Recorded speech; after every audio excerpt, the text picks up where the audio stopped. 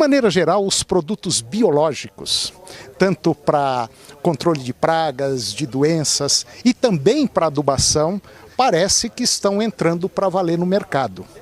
E a parte de adubação, vamos dizer assim, biológica também, parece que está em alta.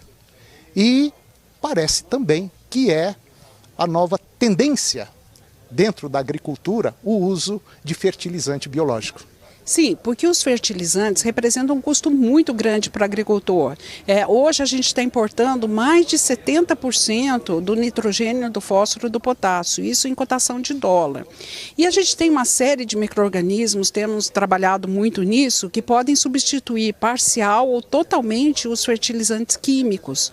Então hoje a gente está apresentando aqui algumas dessas tecnologias, porque esses micro-organismos estão tão eficientes que a gente tem falado de uso de micro-organismos nos sistemas agropecuários. A gente não está falando adubação dos sistemas, pois bem, a gente está falando então inoculação dos sistemas agropecuários.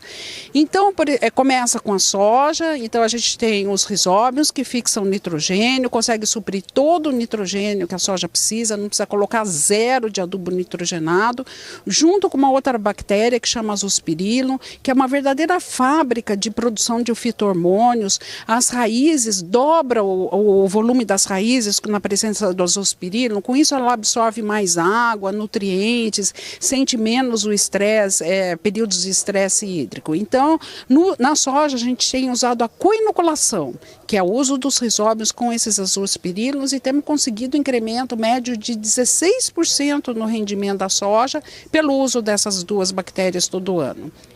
Mesma tecnologia para o feijão, coinoculação do feijão, temos conseguido um incremento de mais de 20% no rendimento do feijão usando essas duas. E aqui hoje, porque hoje a gente está falando muito, o milho com azospirillum, temos conseguido resultados fantásticos, altos rendimentos e reduzindo em 25% o nitrogênio aplicado no milho. E então aumento de 20%, 30% no rendimento, ainda reduzido em 25%.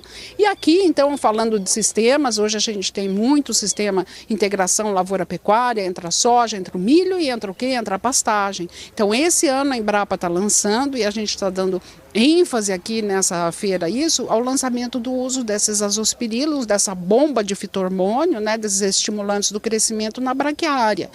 Então, um inoculante que foi desenvolvido, nós testamos por mais de 5 anos e ele consegue aumentar em média 15% a produção de biomassa das braquiárias e em 25% o teor de proteína. Então, o gado não só vai ter mais comida, como vai ter uma comida de melhor qualidade e ganhar mais peso. A gente tem pecuarista que está ligando para a gente, falando que com isso está conseguido, às vezes, colocar o gado 15 dias antes no pasto. Então, são vários benefícios e muito importantes, todos com alta sustentabilidade, porque esses micro-organismos daí inibem poluição, resíduos no solo e tudo isso. Então, é uma nova visão, inoculação de sistemas agropecuários numa tecnologia altamente sustentável e, mais importante, altamente rentável para o agricultor. Em relação a custo de produção, existe muita diferença? Nossa, nem falar. Por exemplo, hoje, em média, o quilo de N está quase $1. Então, você pega assim a soja, você ia precisar colocar 300 quilos de N, se você não tivesse a fixação de nitrogênio. Seriam $300, quase R$1.000, mais de R$1.000. Um inoculante para soja hoje não sai nem R$5. Esse para braquiária, ele equivale a uma aplicação de 40 quilos de N. Olha só, a gente tem 180 milhões de hectares em pastagem no Brasil, sendo que se estima que mais de 80% em algum estágio de degradação. Imagina colocar 40 quilos de N em 170, 160 milhões de hectares.